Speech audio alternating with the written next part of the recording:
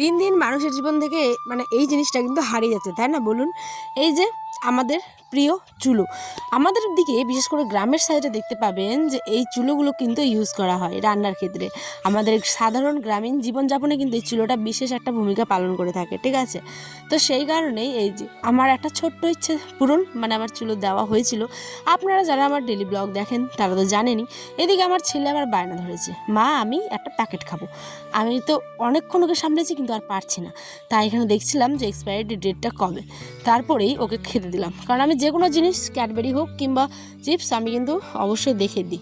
এরপরে যাচ্ছি এখন আমরা আমাদের কবর বাড়িতে। এই জায়গাটা আমার ভীষণ প্রিয়। এই যে দেখছেন পোয়ালগুলো, এগুলোকে বলে বিচালি আমাদের গ্রামের ভাষায়। তো ওই যে বললাম সময় থাকতে মানুষ মূল্য দিতে শিখে না। দেখবেন এখন আধুনিক পদ্ধতিতে লাইন কারেন্টের সাহায্যে রান্না আর কি, তারপরে গ্যাস আসার কারণে এই চুলোটা দিন দিন বিলুপ্ত হয়ে যাচ্ছে। কিন্তু আমাদের গ্রামের সাইডে কী হয় বলুন তো, এই চুলোতেই যারা মানে গ্যাসে রান্না করে না বা লাইনের রান্না করতে জানেই না, তারা কিন্তু এই চুলোতেই রান্না করে। ওকে, তো সেই কারণে আজ আমাদের গ্যাস হয়ে গেছে শেষ। আর এখন গ্যাসের যে এত পরিমাণে ক্রাইসিস, সেটা আপনিও জানেন, আমিও জানি, প্রত্যেকেই জানে, ঠিক আছে? তা আমি ভাবলাম যে কি করা যায়, চলুন। চুলাটা আমার পাথর পড়েছিল, বলতে যখন ঝড় বৃষ্টি হয়ে পাথর পড়েছিল তখন চুলাটা আমার কিন্তু খারাপ হয়ে গেছিলো। ওকে, তো আমি কিন্তু চুলোটাকে এখন পুরো মেরামত করে নিয়ে চলে আসলাম হচ্ছে পোয়ালগুলো দেখতে।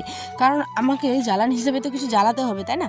তো জ্বালানির জন্যই কিন্তু চলে আসলাম হচ্ছে এখন এই যে পোয়ালগুলো দেখতে গেছিলাম আর কি। তো দেখি যে অর্ধেক শুকনো অর্ধেক ভিজা আছে, যেহেতু প্লাস্টিক ঢাকা দেওয়া হয়নি। আর যখন প্রথম বৃষ্টি পড়েছিল হঠাৎ করে মাঝরাতেই পড়েছিল। তা যাই হোক, ওটা আমাদের গাফিলতি।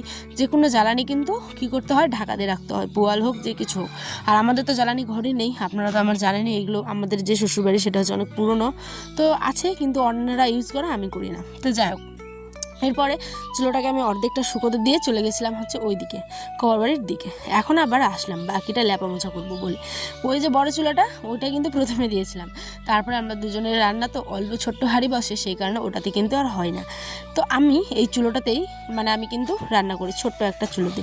অনেকক্ষণ নেপলাম, তারপরে আর ভালো লাগছিল না, তাই এই যে ঝাঁটা দিয়ে প্রথমে চেষ্টা করছিলাম, দেখছি আবার এবড়ো খেবড়ে আছে, তাই হাত দিয়ে আর মাটি ঘোলা জল দিয়েই কিন্তু ভালো করে উনুন পাটটা নেবে নিচ্ছি। এটা একদম উঠোনের এক সাইডে। বলছিলাম কোনো কিছু এখনও মানে গুছানো হয়নি আমাদের বাড়িটারই, তো সেই কারণে যেমন পরিস্থিতি যেমনভাবে চলতে হচ্ছে আর কি। তো এখানটায় উনুনটা আমাদের বললামই বড় জীবনে একটা ভূমিকা পালন করে। আর যদি উনুনটা না দেওয়া হতো তাহলে বড়ই মুশকিল হতো, কিংবা বর বাচ্চা নিয়ে না খেয়ে হয়তো থাকতে হতো। কারণ মানুষকে সময় মানে চিনতে পারা যায়, ঠিক আছে? অনেক মানুষ নিজের চুলোতে রান্না করতে দেয়, অনেকে আবার দেয় না। তো এই হচ্ছে ব্যাপার।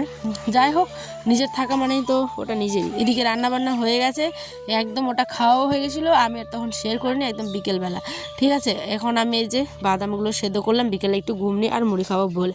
তারপরে চলে এসেছিলো আবার বৃষ্টি। এটা হচ্ছে তার পরের দিনের ব্লগ, ঠিক আছে? তো তারপরের দিন ওই যে চুলোটা ন্যাপান্যাপি হয়েছিল, তারপরে আবার মানে বৃষ্টি। তো কী অবস্থা হলো পাটটা দেখতেই পেলে তোমরা। তো যাই হোক, পরের দিনের ওই ক্লিপসটুকু শেয়ার করেছিলাম। আর আবারও ঘুগনি করা হয়ে গেছিলো। তো এটা হচ্ছিলো পেঁয়াজ, একটু জিরা, কাঁচা লঙ্কা ভেজে নিয়েছিলাম, এটাও খেতে ভালোই লাগে। আর এইদিকে ঝড় বৃষ্টির মাঝরাতে যেহেতু হয়েছিল, তাই দেখো আমাদের পেয়ারা গাছটা ভেঙে টেঙে কী অবস্থা। আর ফসলের কথা তো বাদই দাও, মানুষের ফসলেরও অনেক ক্ষতি। তো দেখাবো একটি ব্লগে। আজ আসি, ছোট্ট একটি ব্লগ কেমন লাগলো কমেন্টে অবশ্যই জানিও।